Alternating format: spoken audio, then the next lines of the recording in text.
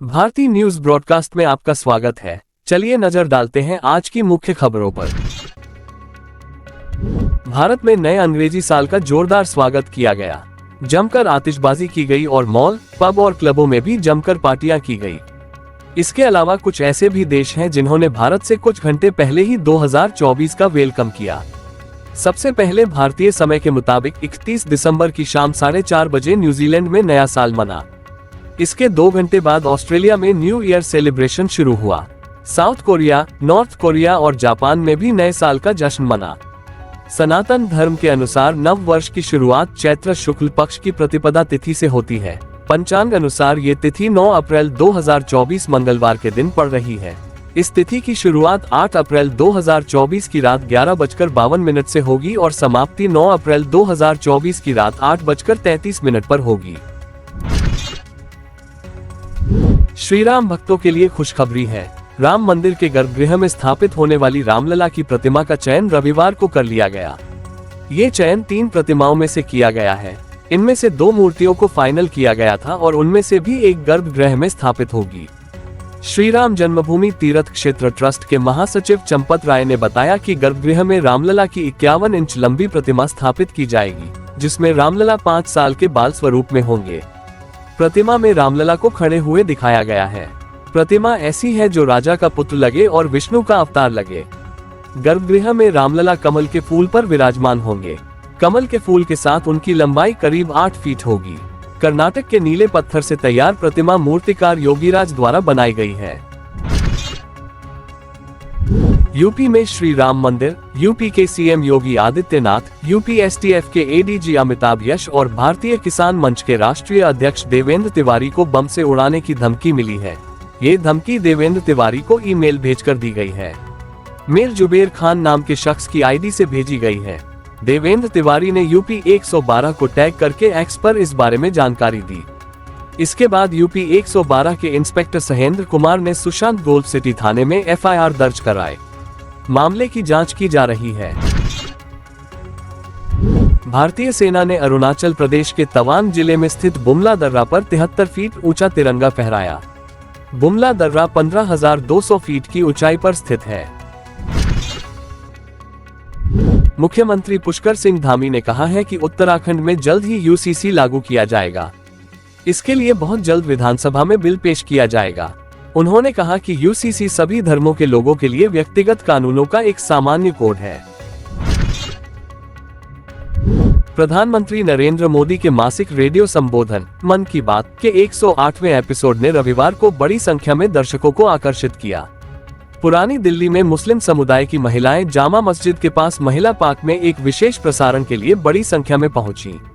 रविवार को एएनआई को पीएम मोदी के रेडियो संबोधन पर अपनी राय देते हुए प्रसारण में उपस्थित लोगों में से एक शबाना रहमान ने कहा, हम सभी पीएम मोदी के मन की बात सुनने के लिए यहाँ एकत्र हुए हैं।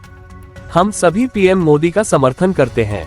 पीएम मोदी को भाईजान कहते हुए शबाना रहमान ने विभिन्न समुदायों तक पहुँचने के उनके प्रयासों को रेखांकित किया। उन्होंने कहा, किसी अन्य पार्टी या सरकार ने हमारे लिए उतना नहीं किया जितना इस सरकार ने किया।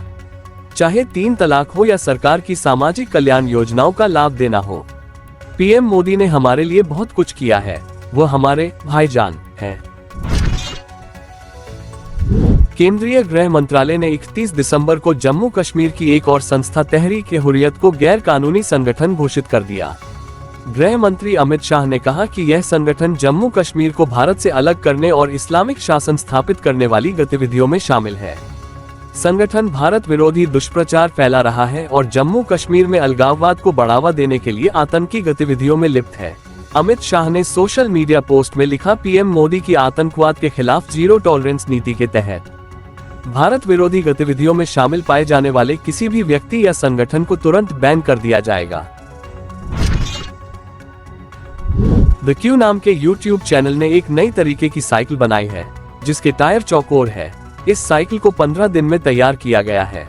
आनंद महिंद्रा ने सोशल मीडिया पर वीडियो शेयर किया है जो खूब वायरल हो रहा है।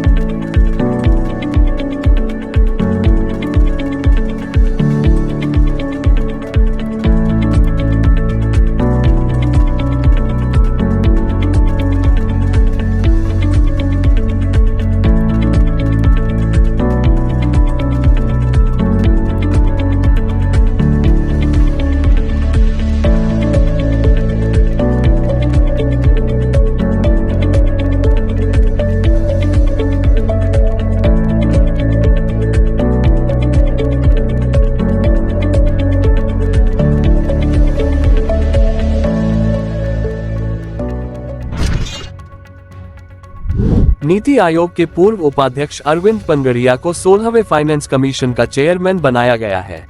वहीं ऋत्विक रंजनम पांडेय को कमीशन का सेक्रेटरी बनाया गया है। चेयरमैन और कमीशन के दूसरे सदस्यों का कार्यकाल रिपोर्ट सौंपे जाने या 31 अक्टूबर 2025 तक होगा। अभी एनके सिंह 15वें फाइनेंस कमीशन के चेयरमैन हैं।